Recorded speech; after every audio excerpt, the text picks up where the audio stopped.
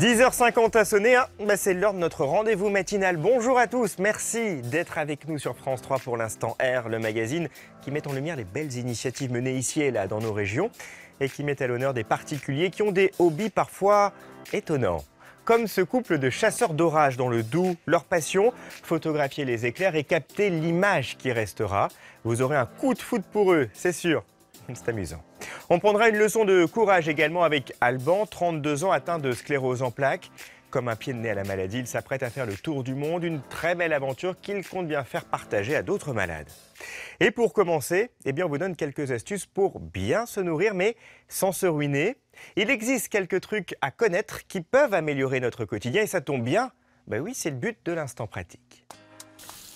Se nourrir mieux, plus équilibré et surtout moins cher. L'instant pratique est aujourd'hui en mesure de vous fournir quelques tuyaux. Une touche de technologie, un peu de curiosité et beaucoup de proximité. Les solutions ne se trouvent pas forcément très loin de chez vous. Alors aujourd'hui on a deux paniers, un avec un saucisson sec et un pavé de lieu noir, et un autre avec une salade marine au thon, yaourt brebis vanille et une brandade de morue. 5 € le carton, des produits à tiers de prix que cette épicière bio va cueillir dans ses rayons juste avant péremption. Ils seront mis en vente en ligne sur cette application Too Good To Go. Alors, il va falloir que je valide, voilà. Et là, vous dites oui. Je trouve que le principe est sympathique, ça évite le gâchis, c'est un petit peu moins cher pour moi. En plus, là, je viens dans une boutique de produits bio, donc qui sont en général un peu plus chers. Donc là, c'est un bon moyen de m'alimenter sainement pour pas grand-chose. Ce principe d'accommodement des invendus se développe à toute vitesse. Et il a de l'avenir. 10 millions de tonnes de nourriture partent chaque année à la poubelle. Et justement, pour ne pas gaspiller et ne payer que l'exacte quantité de nourriture que vous consommez, il y a ce genre de restaurant. C'est vous qui gérez la quantité de nourriture selon votre appétit. Vous avez, alors dans l'ordre, vous avez bien commencé, vous avez les plateaux, des assiettes, des grandes et des petites. Alors vous, ça vous fait 12,93. Ici, on paye au poids.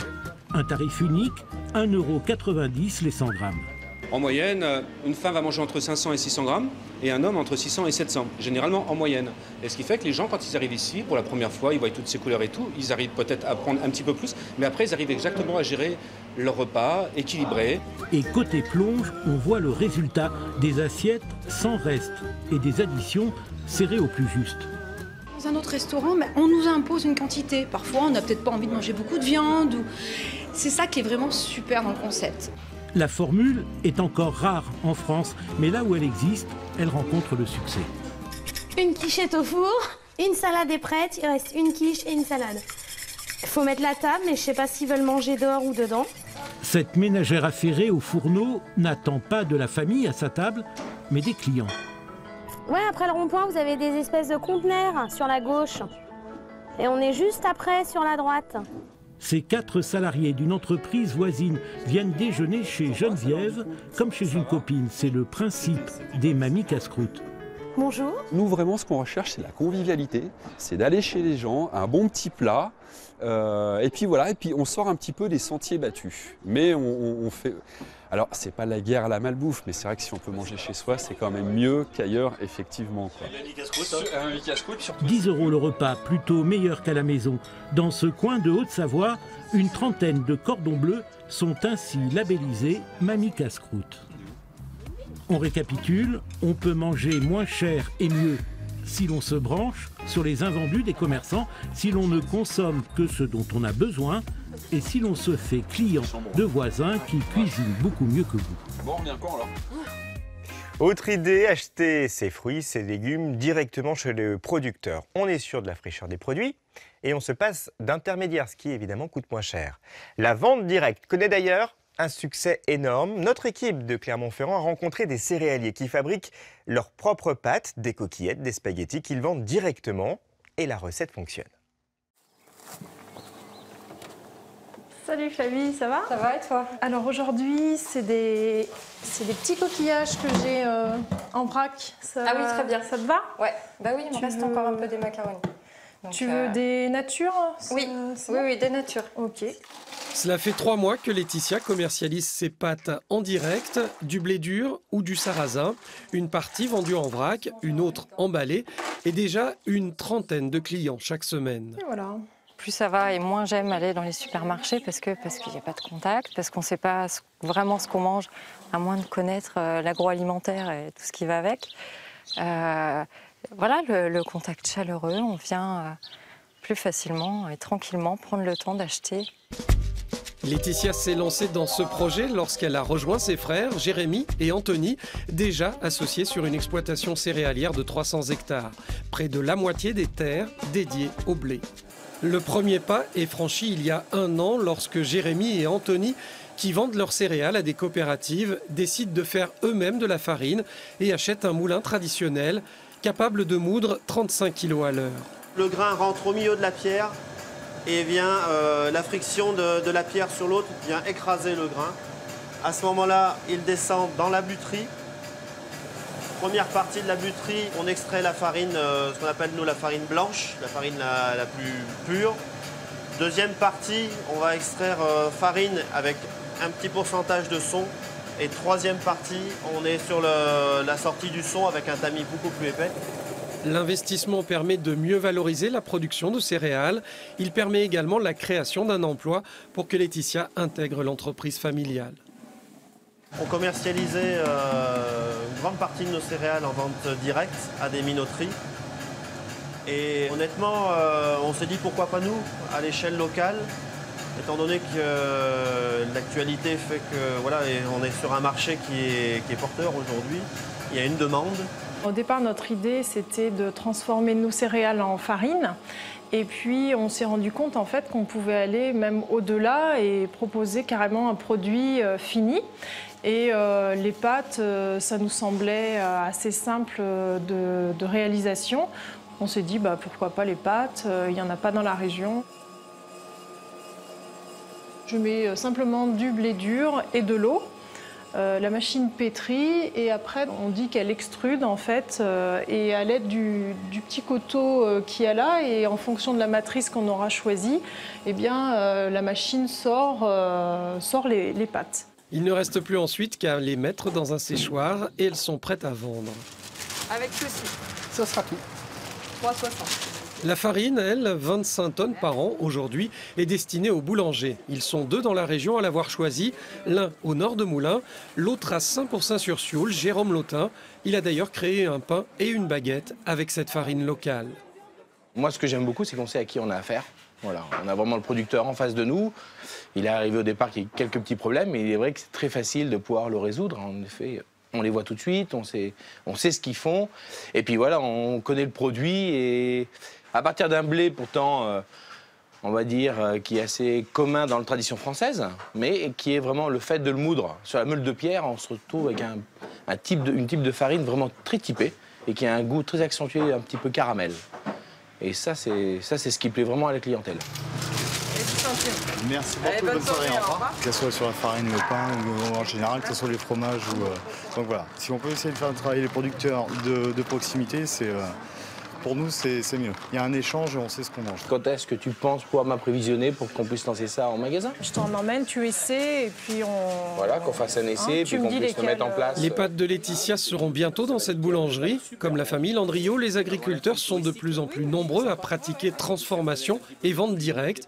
Un peu plus de 20% aujourd'hui en Auvergne-Rhône-Alpes. Et vous, comment consommez-vous? Les circuits courts sont-ils importants à vos yeux? Eh bien, envoyez-nous votre témoignage. Vous vous filmez avec votre téléphone et vous nous transmettez votre vidéo sur la page Facebook de France 3 Toute Région. Nous diffuserons ce témoignage dans une prochaine émission. L'Instant R part chaque matin à la rencontre de femmes et d'hommes qui ont des passions peu ordinaires. C'est le cas d'Olivier et d'Aurélie qui sont fascinés par les orages. Alors, ils passent des heures à les traquer. On les suit dans le Doubs.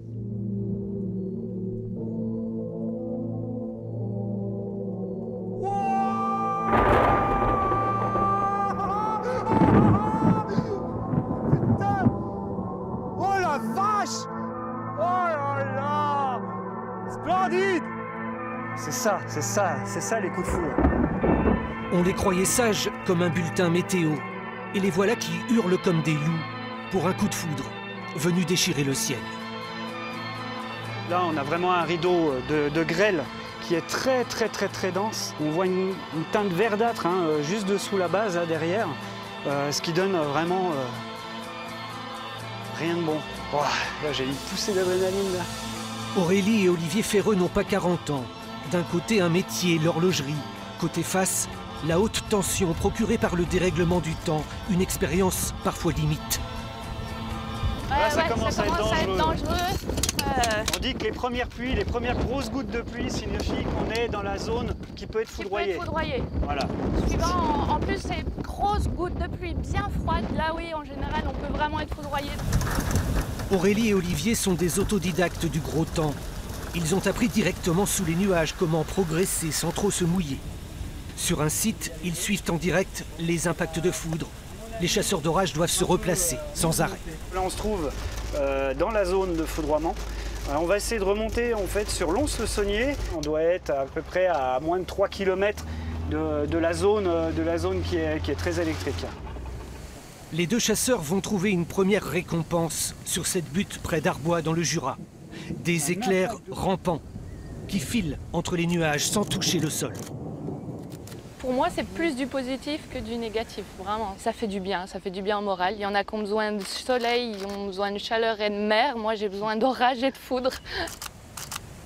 C'est un équilibre aussi pour la Terre. Je pense qu'on n'a pas le choix que d'en avoir. Donc autant l'admirer que le craindre, même si ça fait des dégâts, on est d'accord.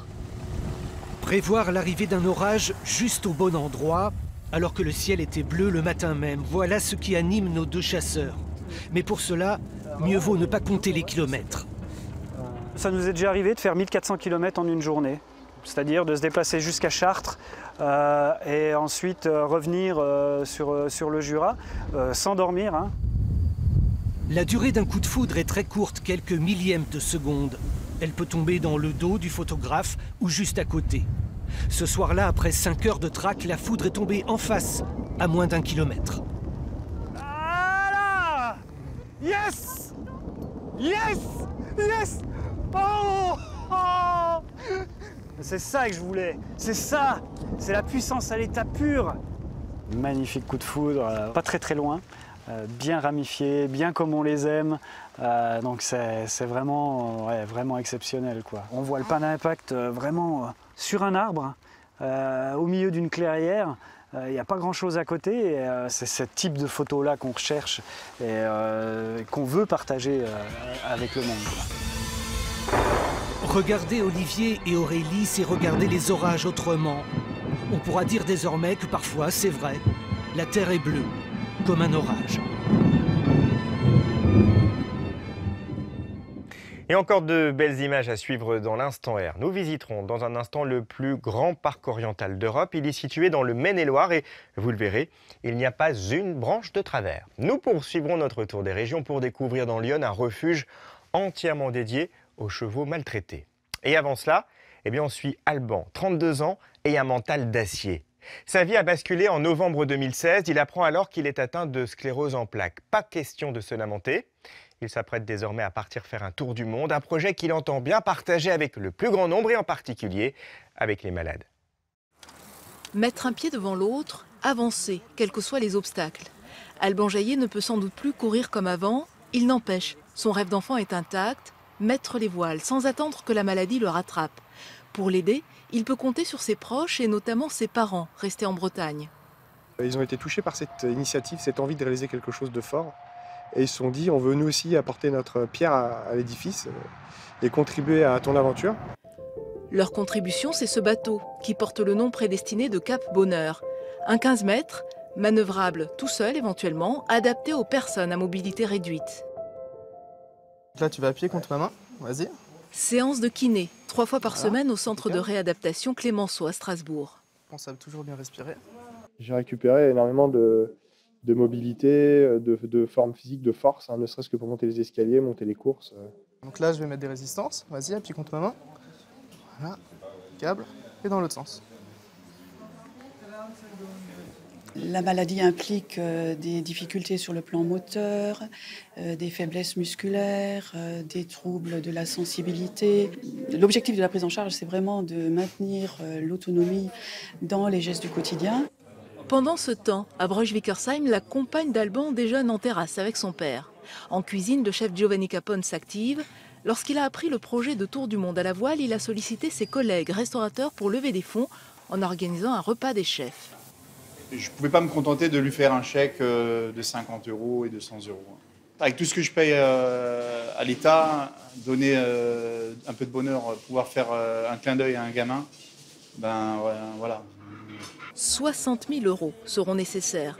Un tour du monde en duo, Alban avec Margot, forcément. On a appris à se connaître en même temps que cette maladie est arrivée.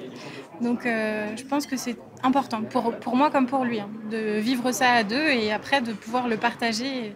Ça nous rendra et ça le rendra plus fort, je pense. Malgré la fatigue, les entraînements interminables, partagés. Pour le couple, c'est devenu le mot magique, celui qui permet d'envisager un avenir en commun et avec les autres. Tout partager. Partager la voile, partager le moment de détente dans le cockpit à siroter l'apéritif, partager le moment de découverte de l'endroit où on sera. On rentre en relation avec des associations de malades de différents coins du monde pour justement avoir des contacts et également promouvoir la voile et le dépassement de soi et montrer que la maladie n'est un frein en rien. Pour porter ce projet, une association CEP à la voile a été créée. 2 ans de navigation, 46 escales. Alban a le pied marin grâce à son père, moniteur de voile. Margot, elle, devra tout apprendre. Ils n'ont pas peur, même s'ils ne savent pas de quoi demain sera fait. C'est pas parce que maintenant je fais ça et je suis dans cet état de santé que après, si ça se dégrade, je baisserai pas les bras pour autant. C'est pas le but. Si aujourd'hui je veux démontrer que la maladie n'est un frein en rien, c'est pas pour moi abandonner après. Ce serait quand même paradoxal. Départ prévu, printemps ou été 2019, ce sera la mission Cap Bonheur. Et si vous voulez soutenir financièrement ce beau projet, rien de plus simple. Rendez-vous sur c'estpaslavoile.fr. Et nous, à la rédaction, on souhaite beaucoup de courage à Alban et on le suivra de très près, c'est promis. C'est un refuge à Saint-André, en terre pleine, dans l'Yonne, un lieu où sont accueillis des chevaux maltraités ou saisis en urgence parce que laissés sans soins, parfois abandonnés. Avec ses 135 pensionnaires, ce site rare en France affiche complet.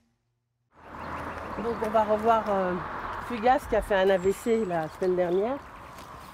Ce matin, c'est en compagnie du vétérinaire que Marie fait la tournée de ses chevaux. Un rendez-vous hebdomadaire nécessaire qui ne l'inquiète pas le moins du monde, bien au contraire. Il y a eu un défaut d'oxygénation cérébrale.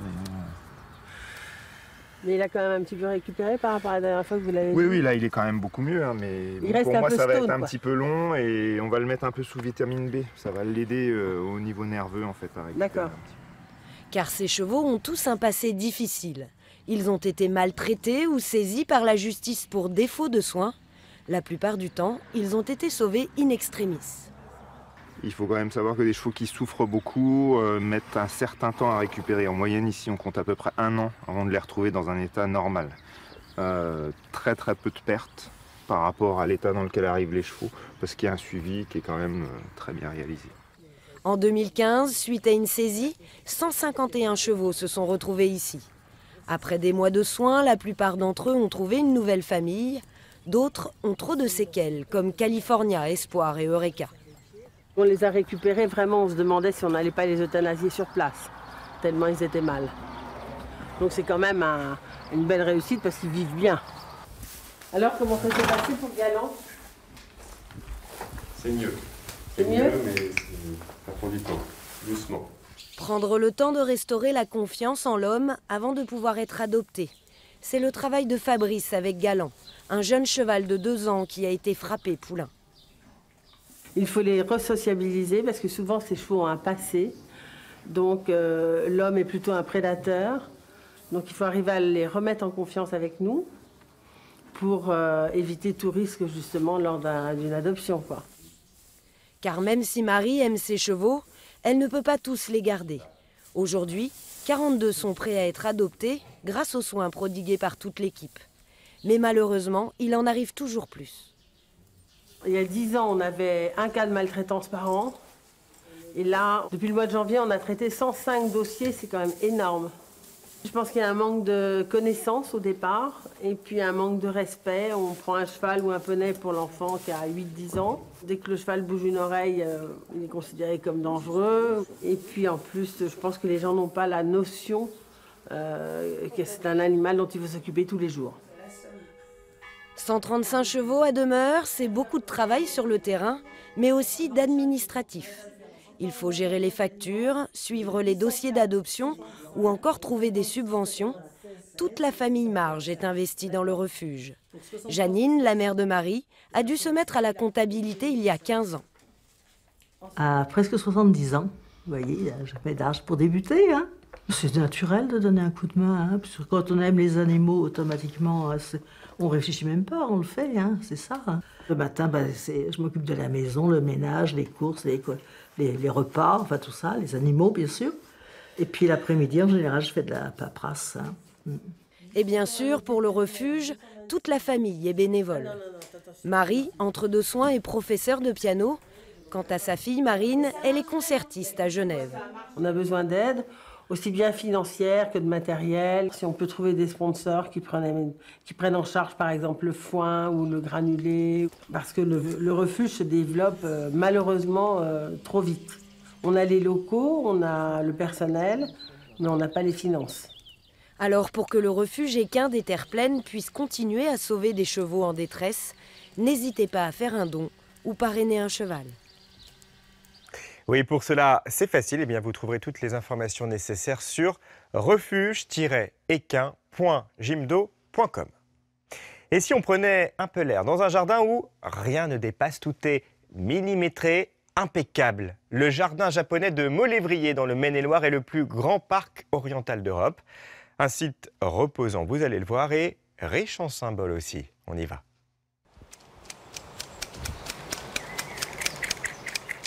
Tous les matins, le parc de Molévrier s'éveille au son des cisailles.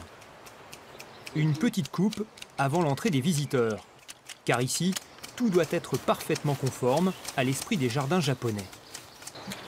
Ces formes doivent constituer des vallonnements, des moutonnements qui peuvent faire penser à des mouvements de vagues ou à des volumes rocheux. Il y a déjà de la roche naturelle ici présente et donc on accompagne ce volume rocheux avec des volumes végétaux. Donc ça s'appelle le karekomi en japonais. La taille, c'est l'essence même des lieux. C'est aussi la moitié du temps consacré par ces jardiniers à façonner les 400 espèces du parc. Derrière ces végétaux présentés en plateau ou en transparence, se cache toute une symbolique.